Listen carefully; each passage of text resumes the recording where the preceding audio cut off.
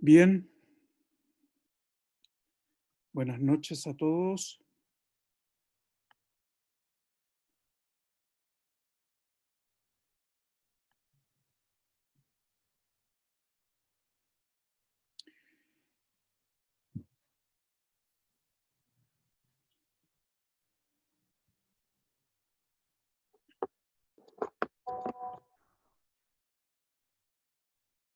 Ay, amén. Vamos a cambiar el nombre acá.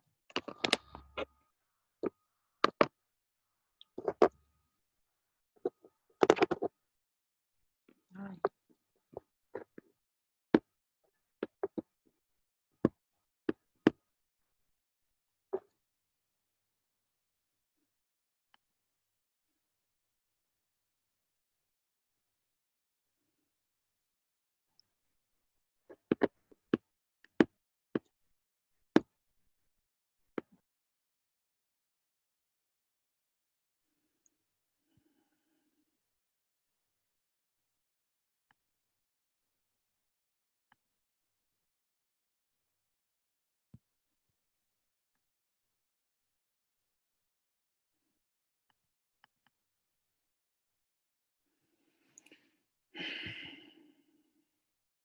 Bien, como ya son las 8:20, daremos comienzo a este ciclo de aspectos relacionados con halterofilia.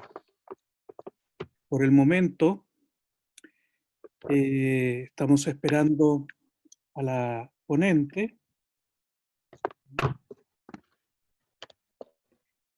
y lo que se trata en este ciclo principalmente, que vamos a invitar a varios profesionales de la salud, el deporte, a conversar y a presentar sus respectivos temas.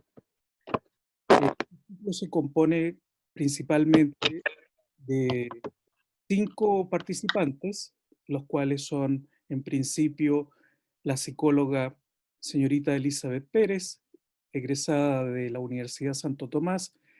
Su especialidad es la psicología deportiva.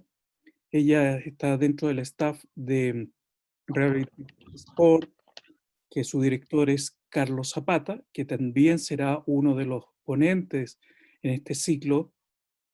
También vamos a contar con un masoterapeuta que tiene formación internacional, que es José Cárcamo. Él desempeña su labor en el CAR, Centro de Alto Rendimiento de Santiago, también con consulta propia. También tenemos al profesor Mario Ríos Riquelme, profesor de la Universidad de Santiago, profesor de educación física y kinesiólogo, máster en medicina deportiva. Contamos también, para el cierre de todo este ciclo, con la participación de Luis Ramírez, que es nutriólogo y dietista. Él es egresado de la Universidad de las Américas. Él también presta servicios profesionales y consejos y cursos de formación. Bien, como sabemos, nuestro deporte, la halterofilia, no solamente requiere de técnica, fuerza, destreza, sino algo principal, que es la psicología, la parte que habitualmente nosotros tenemos que tener siempre presente como entrenadores o deportistas. Es una etapa que se llama de visualización, donde cada vez vamos haciendo que nuestro interior sea más fortalecido. Y para eso tenemos que tener unas ciertas pautas como entrenadores y como deportistas. Y eso es lo que nos va a hablar esta noche Elizabeth Pérez, con una ponencia de aproximadamente unos 30 minutos. Luego después haremos unos 5 minutos de preguntas que van a tener que ser cortas porque el tiempo en esta plataforma son 40 minutos y se termina. Así que sin más preámbulo, vamos a empezar con ella. Elizabeth, buenas noches y bienvenida. Te voy a Buenas compartir, noches. te voy a compartir pantalla Ok, y tú empiezas ahí. ok, súper.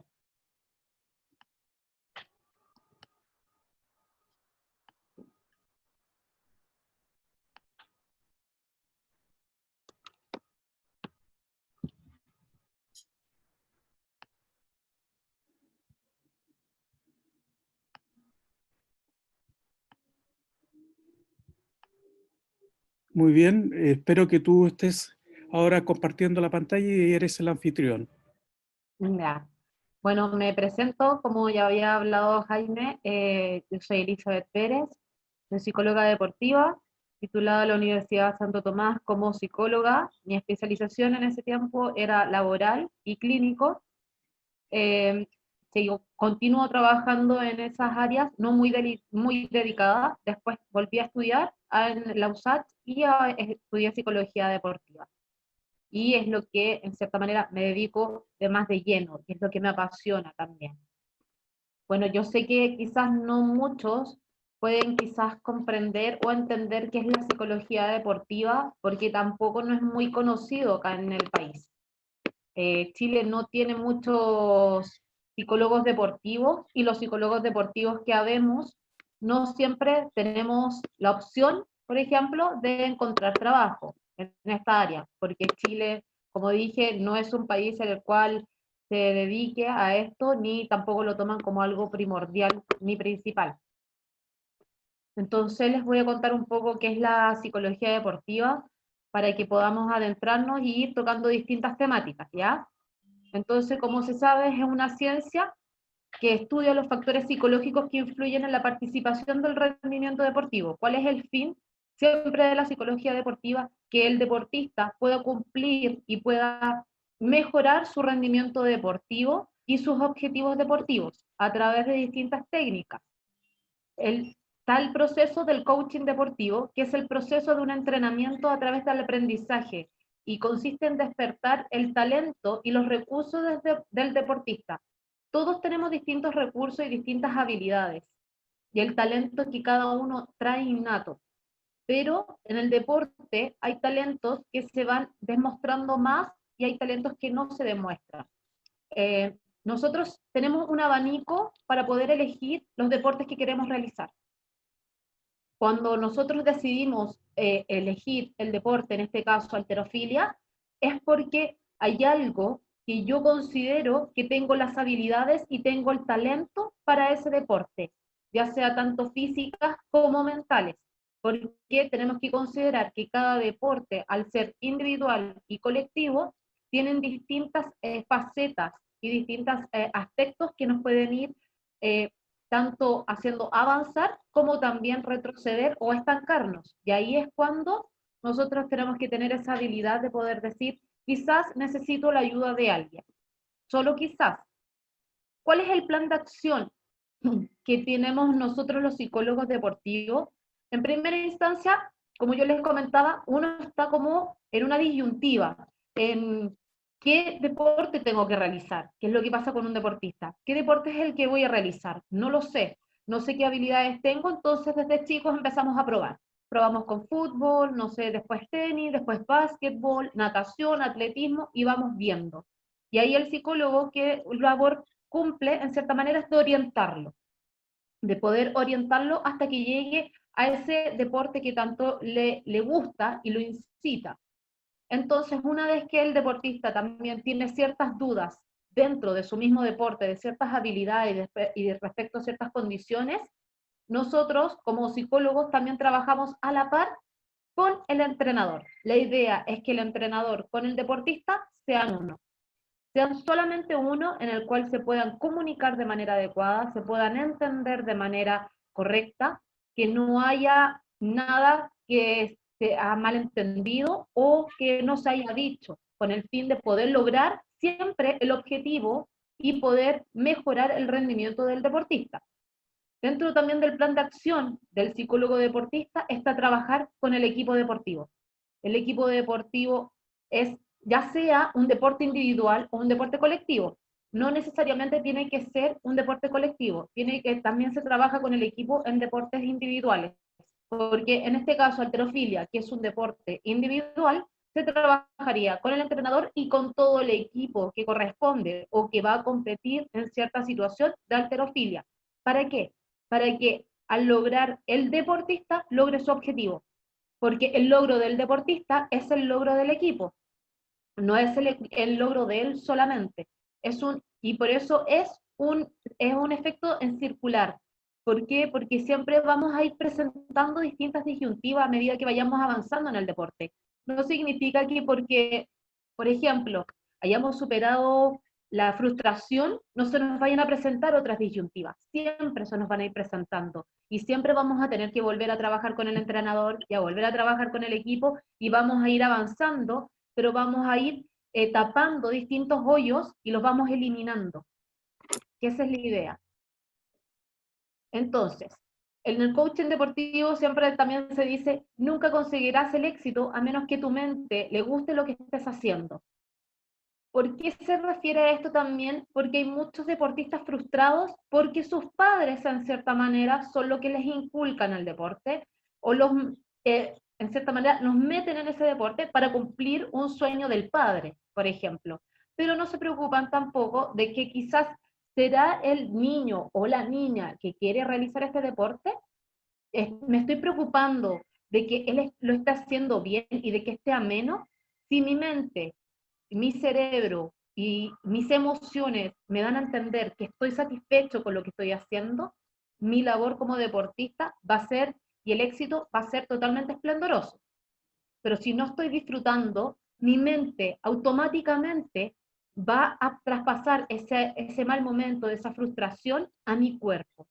Y como se dice, somatizamos. Nosotros somos mente y cuerpo. O sea, no solamente somatizamos con enfermedades, también somatizamos con, puede ser que en algún minuto yo pueda levantar, por ejemplo, 300 kilos, pero después con una sola cosa que yo veo que ya no lo estoy disfrutando, ese peso ya no lo voy a poder levantar.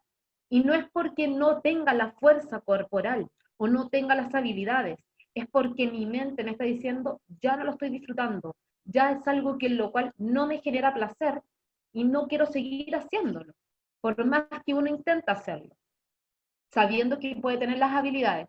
¿Cuáles son las metas que nosotros como psicólogos buscamos en que se logren dentro del deportista y del equipo deportivo? En primera instancia nosotros describimos qué es lo que queremos lograr, describimos hacia dónde vamos a llegar. Y esas metas yo no se las coloco tampoco al deportista, ni el entrenador se las coloca al deportista, sino que es el mismo deportista en quien nos da a conocer cuáles son sus objetivos. Obviamente, siempre el entrenador va a tener mucho más conocimiento que, por ejemplo, que el psicólogo, porque casi el entrenador se transforma en un padre o una madre del deportista, porque es que él lo conoce mucho mejor y en ciertas ocasiones hasta mejor que el mismo deportista. También buscamos explicar cómo es posible llegar a mejorar este objetivo o también explicar cómo es posible que ciertas conductas hagan que tu objetivo se vea truncado por ciertas cosas de la misma persona. Predecir se refiere a que nosotros podemos decir y deducir qué es lo que puede suceder si es que hacemos esto de manera correcta. Podemos predecir lo que va a suceder con tu avance deportivo. La idea es que siempre se cumpla todo, pero siendo súper estructurados también y siendo súper conscientes de este trabajo. Y por eso tenemos que ir controlando el comportamiento de nuestro deportista. Es controlar el comportamiento porque también yo sé que las ansias en ciertas ocasiones nos juegan malas pasadas y queremos llegar luego a la meta, pero también de repente tenemos que tener un poquito más de pausa y poder ser más pausados, valga la redundancia, en esta instancia. Hay, como yo les decía, la labor del coaching deportivo o del psicólogo deportivo es una intervención psicosocial en la cual trabajamos con instructores deportivos, también el psicólogo, con el nutricionista y con el equipo en gestión. Esto no es un trabajo unilateral, sino que es un trabajo, como dice ahí, psicosocial. También trabajamos hasta con las familias, porque las familias también son parte fundamental del trabajo del deportista. ¿Cuáles son nuestras áreas a reforzar? Y aquí hacemos la diferencia entre los deportes individuales y el deporte grupal. Los deportes individuales podemos trabajar el estrés, la motivación, la concentración, metas y objetivos, compromiso y responsabilidad. Claro, porque son deportes individuales y son temas más centrados al propio deportista. Mientras que en En los que son deportes grupales, también trabajamos la motivación, pero trabajamos más, que es la cohesión de grupo, la comunicación, la resolución de conflictos, liderazgo, que siempre hay muchas problemáticas en ese tema, la cooperación versus la competencia, y el compromiso y la definición de metas y objetivos. Porque aquí es muy difícil. En lo individual es más fácil saber. Yo sé que el deportista me puede decir, tengo la meta y tengo el objetivo de llegar a los Juegos Panamericanos, por ejemplo. Mientras que en un deporte grupal es un poco más complicado porque en cierta manera se van mezclando estas objetivos individuales con los objetivos grupales y de repente se van mermando. Y ahí uno dice, a ver, perdón, ¿este es tu objetivo personal o es un objetivo grupal? Y ahí es cuando tenemos que trabajar mucho la comunicación, y que es lo que es fundamental también en un trabajo de equipo y del psicólogo deportivo. Ay, ¿por qué no? Ahí sí.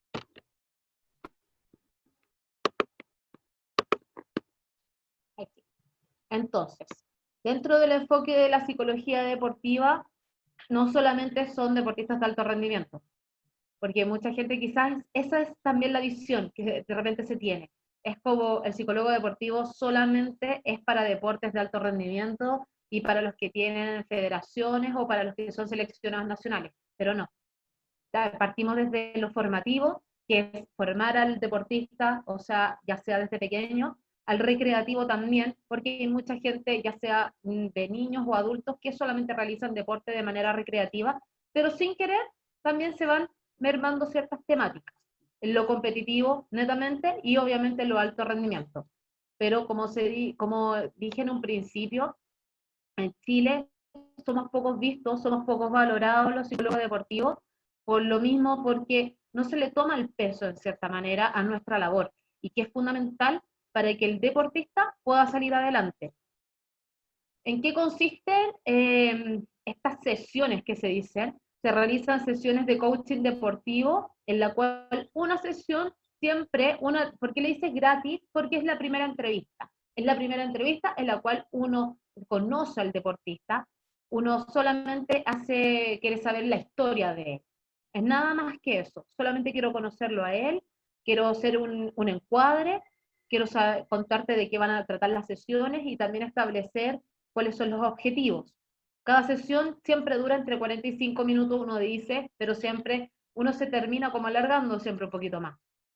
Y se puede trabajar tanto de manera integrativa y personalizada. ¿A qué se refiere integrativa y personalizada? A que podemos ver aspectos de la psicología clínica, que muchas veces quizás hay gente que tiene ese recelo de que si voy al psicólogo es netamente psicológico, pero el psicólogo deportivo, que es lo bueno, que por eso podemos mezclar y podemos hacer algo más integrativo y a la vez personalizado. No es necesario que seas deportista individual, de deporte individual. Y la psicología se acomoda siempre a los horarios y necesidades del deportista. Esa es también otra ventaja que tiene el deportista, en cierta manera, de trabajar con un psicólogo deportivo. El psicólogo deportivo es quien se acomoda a tus horarios, porque nosotros sabemos que el deportista no cuenta con horarios establecidos y yo no le puedo decir, te voy a ver a las 9 de la mañana, si yo sé que siempre entrena, por ejemplo, a ese horario, o de repente tienen competencias, o de repente tienen otras cosas que se van presentando del entrenamiento, que son necesarias. Vamos a hablar acá un poquito de lo que es la programación neurolingüística, o conocido como PNL. Mucha gente ha escuchado hablar de la programación neurolingüística y pocos se conoce también en cierta manera. Acá vamos a dar una pincelada como para poder abordar el tema nomás, porque como dijimos en un principio son 45 minutos considerando también las preguntas. Entonces, para que si después le queda alguna duda respecto a lo que yo estoy presentando, pueden comunicarse conmigo. Entonces, la programación neurolingüística es la manera de poder enfrentar, de poder solucionar nuestros problemas a través de reprogramar nuestro cerebro. O sea, que nuestras emociones podamos manejarlas a tal nivel que no nos van a afectar y no nos van a llevar a equivocarnos o a producir ciertos errores. Como dice acá, es la capacidad de aprender a utilizar nuestras habilidades y estados anímicos para alcanzar un grado óptimo de competencia, siempre desarrollando talentos, los talentos intelectivos y emocionales. ¿Por qué se habla de intelectivos y emocionales? Porque yo puedo tener muchas habilidades intelectuales o intelectivos, pero mis capacidades emocionales me van, en cierta manera, haciendo tropezar con mis objetivos. Porque las emociones nos van comandando nuestro cerebro y nos van diciendo cómo reaccionar y cómo ir funcionando. Siempre la programación neurolingüística va a querer lograr que uno alcance su nivel máximo de competencia, ya sea tanto a nivel deportivo también como a nivel personal. ¿Cuáles son las ventajas de poder trabajar con esta técnica o con este tipo de programa? Que es empleado para cualquier tipo de persona. Aquí no hay discriminación de que es solamente para deportistas o solamente para gente que trabaja en ciertas cosas, o también para personas de ciertas edades, ¿ya? Entonces también otra ventaja es que se puede hacer en cualquier momento o lugar. La programación neurolingüística llega a tal nivel que si uno la maneja bien, tú la puedes trabajar en 1 minuto, 2 minutos antes de entrenar, 5 minutos antes de entrenar, o también en el mismo proceso de competencia que tú estás realizando y tú sientes que viene una problemática. También presenta una amplia gama de situaciones o necesidades de cambio o mejora mental. O sea, que esto también lo podemos trasladar a nuestras problemáticas personales, a nuestras problemáticas familiares, laborales, deportivas, a todo lo que nos conlleve, no necesariamente a un solo foco. Y también ampliar nuestras áreas de inteligencia. Nos ayuda a ampliar nuestra área de inteligencia, como yo les comentaba, no solamente intelectual, sino que también nuestra inteligencia emocional. Que la inteligencia emocional es primordial para poder lograr todas nuestras metas, tanto personales, como les decía, como deportivas. Es simplemente como la ciencia de la vida. A esto se refiere el PNL, que es simplemente como la ciencia de la vida, del vivir, pero del vivir sano, del vivir ecológico, del vivir satisfecho de tus actos y, en resumen, de vivir consciente. A ver, ¿en qué se refiere con el de vivir ecológico? El vivir ecológico es saber suministrar de manera adecuada mis emociones, en el momento adecuado y de la manera adecuada. Entonces, cuando yo sé vivir ecológicamente mis emociones, estoy satisfecho con mis actos, porque yo veo que mis actos están siendo acordes a cómo yo me siento y cómo yo quiero expresarlos, y en el momento que se debe. Y por eso se vive de manera consciente, porque sé exactamente cómo están sucediendo los hechos y es gracias a mi persona y a mi trabajo. Hay que seleccionar las emociones que más nos convienen. Dentro del PNL eso nos dice. Nosotros tenemos que seleccionar cuáles son las emociones que más nos convienen en cierto minuto, porque ahí tenemos de repente un torbellino de emociones y no sabemos cuál es la primordial, la que tenemos que llevar. Entonces, este es un trabajo de inteligencia emocional, que es poder seleccionar esta emoción que en cierta manera me conviene trabajar antes de otra. Por ejemplo, decidir y seleccionar, dependiendo de la circunstancia, la emoción que más más interesante. Puede ser, por ejemplo, en algo familiar, una problemática familiar, que en este minuto me interesa más trabajar, por ejemplo, la pena, más que la rabia, más que la angustia. Entonces, ya al saber seleccionar bien la emoción, yo voy a poder reaccionar de la manera adecuada. También escoger aquella técnica que te sea más cómoda o fácil de utilizar. Y cuando ya lo domines, pasas a otra, hasta lograr el manejo natural y se transforma en una competencia inconsciente. ¿Qué pasa con esto? Porque dice escoger aquella técnica. Son muchas las técnicas. El PNL nos presenta variadas técnicas, o sea, partimos desde que no sabemos hasta el momento de predecir nuestra emoción. O sea, podemos llegar con un torbellino de emociones a trabajar nuestra programación neurolingüística, y si lo vamos manejando bien y lo vamos pasando una prueba tras otra o una más o por otra, logramos una competencia inconsciente, o sea que llegamos al momento en que ya inconscientemente vamos a manejar esta programación neurolingüística y vamos a predecir quizás la emoción que se me va a venir y que yo sé que no quiero que se me venga, entonces lo logro manejar y logro eliminarla. Pero no se refiere que no sea bueno, mostrar nuestras emociones. Que también hay gente que quizás confunde eso, que dice, el PNL lo que hace es como negar las emociones. No, no se trata de negar las emociones. No queremos eso. Lo que queremos es que las aprendamos a expresar de manera consciente, pero que sea de una manera que no nos afecte, que no nos afecte en nuestros objetivos ni en nuestras metas. También, al seleccionar la emoción que nos conviene, desarrollamos la capacidad de elegir la emoción o emociones idóneas en cada entorno, que es como lo que les decía. O sea, es necesario saber cómo expresarla y en el momento adecuado, porque no puede ser que yo vaya a presentar una ira o una rabia o una angustia en el momento menos adecuado. Y no es la idea. Técnicas.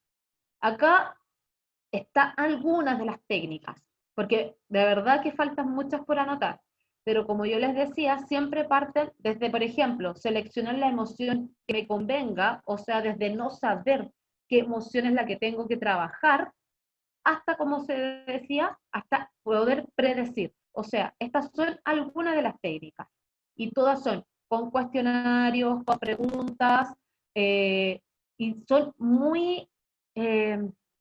son muy amables estos cuestionarios, porque nos van explicando paso a paso qué es lo que debo hacer. La idea aquí, no hay error. Si yo, por ejemplo, elijo la técnica antes de que se presente la emoción, pero yo quizás no logré evadir esta emoción, no significa que lo haya hecho mal. Significa que quizás me salté algún paso, pero voy a seguir sintiendo la emoción, no va a haber nada malo en mí. Pero tengo que volver volver a esta técnica que se llama antes de presentar la emoción, y volver a practicarla y volver a introducir en ella, pero son muy amables las técnicas, en serio. No es algo difícil, no es algo complejo, es algo sencillo que se puede ir practicando y se va manejando de manera muy cómoda. Hay técnicas también dentro del PNL que nos dicen para los entrenadores. ¿Cuáles son como los típicos errores que se cometen con los entrenadores? Que es ser demasiado rígidos, y eso provoca un error o no poder trabajar el PNL del deportista. Por eso se llaman errores, porque van perjudicando el desempeño del deportista. Entonces, el ser demasiado rígidos, el traspasar el nerviosismo que se siente ante una competencia, el presentarle también demasiada presión, ya sea por que no se respeta el entrenamiento invisible, por ejemplo, las horas de dormir, la alimentación, por la presión que se le traspasó. Las arengas. Yo sé que las arengas, en cierta manera, son motivadoras, pero en ciertas ocasiones, si un deportista no logró controlar la programación neurolingüística, que son, por ejemplo, también estímulos externos que nos hacen irnos de nuestro foco, si no lo logramos controlar, nuestra arenga al final se transforma en algo negativo para el deportista. Por eso va a depender si el deportista tiene esa capacidad de poder controlar que lo externo no le afecte, que los estímulos externos no me afecten. El exceso de trabajo también que se presentan en ciertas ocasiones, y el exceso de recomendaciones técnicas. Siempre en último minuto en competencias se hacen ciertas recomendaciones técnicas y que quizás el deportista ya no las necesita a esa altura, porque ya entrenó para eso y ya está listo. Y no realizar feedback. El feedback es demasiado bueno para el deportista, tanto para el entrenador. El feedback siempre tiene que partir como recomendación desde lo positivo hacia lo negativo, no desde lo negativo hacia lo positivo, porque en el minuto que al deportista ya le digas lo positivo, no te va a haber escuchado, porque se le quedó que lo negativo le está dando vuelta todo el rato en la cabeza. mientras que lo positivo ya no, ni siquiera va a ser algo importante para él. Por eso siempre es importante que en el feedback primero hablemos desde lo positivo y ahí vamos hablando qué es lo negativo que tiene que ir mejorando, ya sea tanto en técnica o en disposición o distintamente en el mismo entrenamiento. Hay opciones interrelacionadas. ¿A qué se refiere aquí? Que es entrenador versus también el deportista. O sea, yo como deportista o tú como deportista, ¿qué es lo que tienes que hacer? Ayudar a tu entrenador a comprender qué es lo que funciona para ti y para tu rendimiento. Porque tenemos que entender también, no podemos cargar, en cierta manera, toda la mochila al entrenador. Nosotros como deportistas, o tú como deportista, tienes la labor también, en cierta manera, de poder darle a conocer al entrenador qué es lo que funciona para ti, qué es lo que tú crees que funciona para ti para mejorar tu rendimiento, porque también con eso ayudas a tu entrenador a conocerte mejor y a poder lograr tus objetivos. Otra cosa es trabajar para mejorar tu capacidad y la de comunicación. O sea, yo mejoro mi capacidad de manera individual también, pero también me comunico con mi entrenador, porque yo no puedo estar trabajando de manera unísona sin haberle preguntado de manera previa a mi entrenador. Después también responsabilizarte de hacer lo mejor para ti y para tu rendimiento. Y ahí voy a detenerme quizás porque es el responsabilizarme. Yo sé que el deportista en cierta manera le cuesta esa responsabilidad, que es por ejemplo el entrenamiento invisible, que es algo que cuesta bastante, que es mantener una alimentación adecuada, las horas de sueño, responder al entrenamiento como corresponde. Entonces, en cierta manera, de repente el deportista como que descansa mucho, quizás también en el mismo entrenador. Y ahí tiene que hacer su mea culpa y decir, es responsabilidad mía este rendimiento. O sea, no, el entrenador no puede estar encima mío, porque yo decidí este deporte, yo decidí llegar a tal objetivo. Es mi obligación. Entonces, también está desarrollar capacidad de dirigir y controlar tus pensamientos y acciones. Y ahí volvemos al PNL, que es poder desarrollar esta capacidad que es necesaria, que nuestros pensamientos y nuestras emociones nos logren cumplir las acciones que queremos lograr. Siempre nuestras emociones y pensamientos nos van a llevar a producir las acciones que queremos lograr. Y también recurrir a compañeros de equipo o personas cercanas de apoyo. ¿Para qué? Para que podamos lograr nuestros objetivos. Estos son solamente algunos aspectos que son interrelacionados, como yo les dije, pero mayoritariamente van para el deportista, porque el deportista es quien está a cargo en cierta manera de sus objetivos, pero siempre interrelacionados porque es el entrenador con el que trabajan a la par. ¿Qué otras técnicas para deportistas hay? Habilidades por desarrollar, que se pueden desarrollar con esta programación neurolingüística, es el compromiso, la confianza, la visualización positiva. La técnica de visualización también es muy fácil. Yo hice un curso de visualización y es muy fácil y también se puede lograr en 5, 10 minutos antes de una competencia. Siempre es previo. ¿Cuál es el fin de la visualización? Es poder mejorar, como también se dice, la capacidad, pero de quizás de algún movimiento en específico o de algo más específico. La visualización es poder también lograr adentrarte de tal manera que sientes los olores, la textura, los sonidos que te familiarizan con el minuto exacto, pero el minuto exacto en el cual tú ves que en tu competencia te hace errar. Por ejemplo, puedes estar corriendo, no sé, una maratón y no sé, en el primer o en el kilómetro 2 sientes que algo te viene. Sientes que tu cabeza o hay una emoción que está predominando, en el cual tú dices, siento que no puedo más, que suele pasar mucho al maratonista. Siento que no puedo más y no me da el cuerpo. Pero la visualización, uno vuelve al minuto exacto que sientes eso y sientes los olores, sientes el ruido, sientes las texturas, sientes tu cuerpo, la musculatura también, la tensión muscular, y en el minuto que estás haciendo el deporte lo vas superando, porque la visualización se trabaja de tal manera que no se siente ese cansancio, solamente lo vas reconociendo, pero después lo vas eliminando automáticamente. Otra habilidad para desarrollar entonces es la preparación mental, que es, de cierta manera también va muy de la mano con la visualización y el PNL, el controlar las distracciones, que son los ruidos externos, o también el solo hecho de saber que el compañero de al lado o el competidor de al lado quizás tiene mayor rendimiento, pero esas distracciones no nos tienen que afectar en nuestro rendimiento. Y es siempre que otra habilidad que tenemos que aprender es el aprendizaje constante.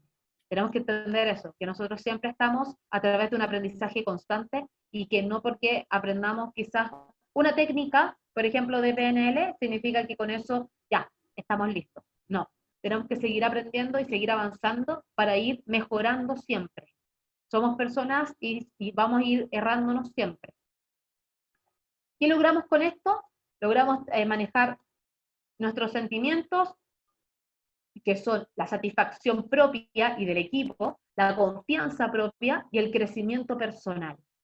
O sea, es muy satisfactorio poder decir que logré controlar esto y que mi mente logró tal nivel que logré un crecimiento personal.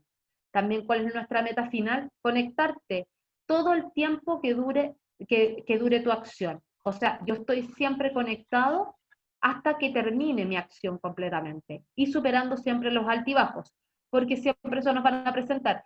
También eso hay que tenerlo claro, por más que también uno de repente tenga el control de, hay cosas externas que pueden hacer o desencadenar ciertos sentimientos y ciertas emociones que nosotros no queremos, pero se nos pueden presentar. En lo más profundo del hombre habitan esos poderes adormecidos, poderes que lo asombrarían, que él jamás soñó poseer, fuerzas que revolucionarían su vida si despertaran y entraran en acción.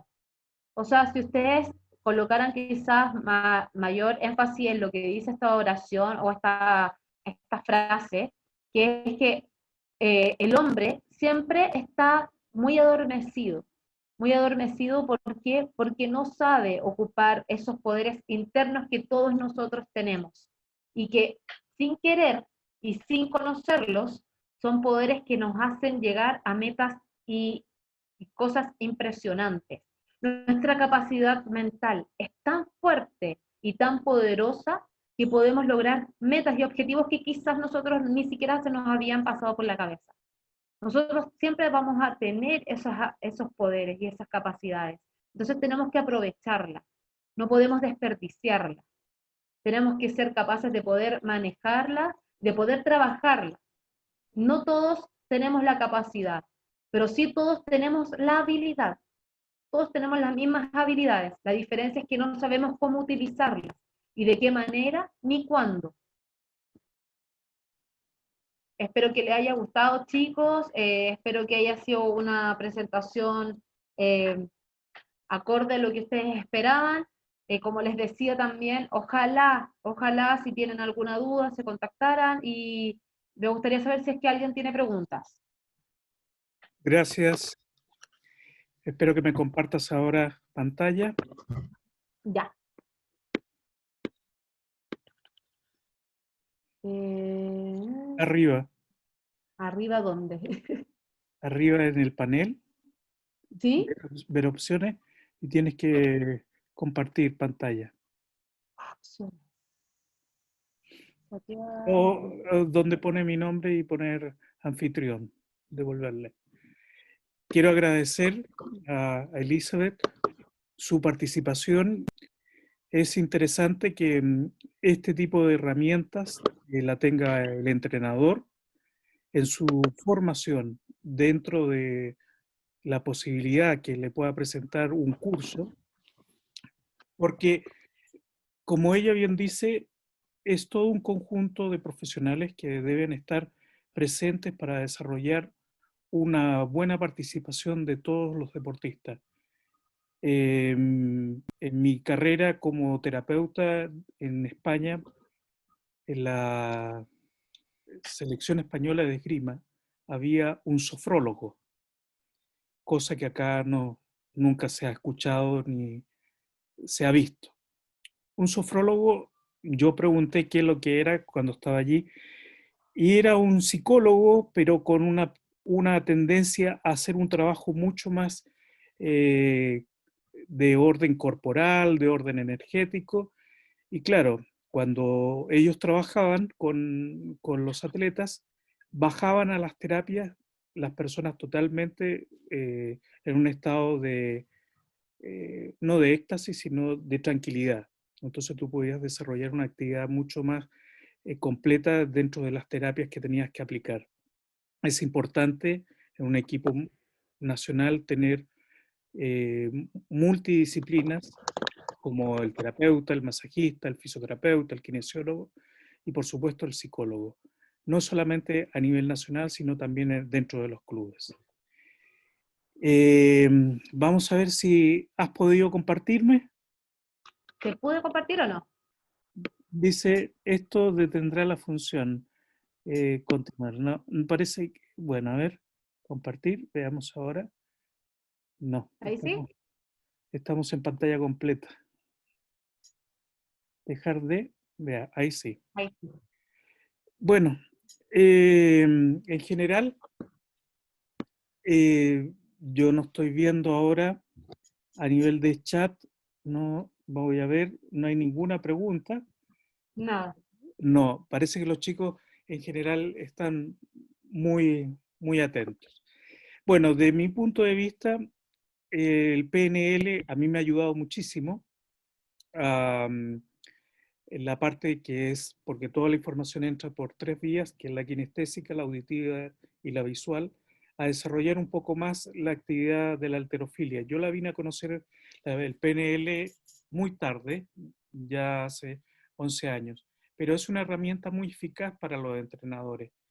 Entonces, debe ser incorporada en la formación de entrenadores, al igual que profesores de educación física, para que ellos tengan la posibilidad de ayudar a los diferentes alumnos o niños, porque la mayoría de los deportistas que llegan a un deporte como la halterofilia, a nivel de personalidades, son personalidades a veces muy introvertidas, algunos, y otros extrovertidos. Y como Claro. tú bien dices, esto nos sirve para canalizar y para ayudar a su emocionalidad, a saber conducirla. Porque cuando uno comienza en la halterofilia y al subir a la tarima es un mar de emociones. Entonces, si no sabe controlar o no sabe enfocar esa emocionalidad, por la ansiedad pierde los kilos, aunque tenga buena técnica. Muchas veces la ansiedad le corre una gran dificultad al deportista. Por eso es importante que tu presentación haya sido atendida por varios y espero que le haya servido a varios que estén sintonizando en este momento. ¿Quieres aportar algo más, Elizabeth? O sea, chicos, y para todos los deportistas que yo considero que es fundamental el trabajo psicológico. En serio, es algo que es necesario. Es necesario para todos y no es algo que tengamos miedo. No tengamos miedo de trabajar con un psicólogo o con una psicóloga. Al contrario, sintámonos afortunados de que en nuestro país hoy en día contamos con psicólogos deportivos que cuentan con esa herramienta que no muchos tienen. Así que sáquenle provecho y siempre siéntanse agradecidos de todo lo que van aprendiendo. Y como yo decía en la presentación, estamos en constante aprendizaje. Nada es desechado, todo es aprendido y absorbido y el día de mañana vamos a seguir aprendiendo algo más. Y les agradezco a ustedes por la invitación, en serio. Yo quiero agradecer tu participación, igual que el apoyo que hemos tenido de Carlos Zapata, que es director del Centro Sí. Rehabilit Sport Chile, el cual me ha aportado los profesionales para poder desarrollar este ciclo de ponencias que va en beneficio a la formación de entrenadores. Así que agradezco tu participación, Elizabeth, muy agradecido por todo el conocimiento que nos ha aportado y esperamos contar contigo en una nueva oportunidad. Y que me gustaría que dieras tu información de correo para que los que están Ah, interesados en profundizar te escriban. Sí, claro, o sea, me pueden encontrar y contactar por mi mail, que es psicólogaeli.p.oliva@gmail.com.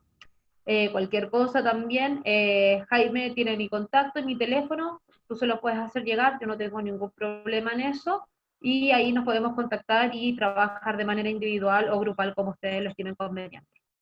Bueno, quiero agradecerte de Gracias. nuevo y bueno, esperamos el día 7 una nueva reunión con Carlos Zapata que nos hablará del tema de las lesiones en pandemia. ¿Eh? Muy agradecido. Un saludo para todos. Hasta luego. Adiós. Chao. Adiós.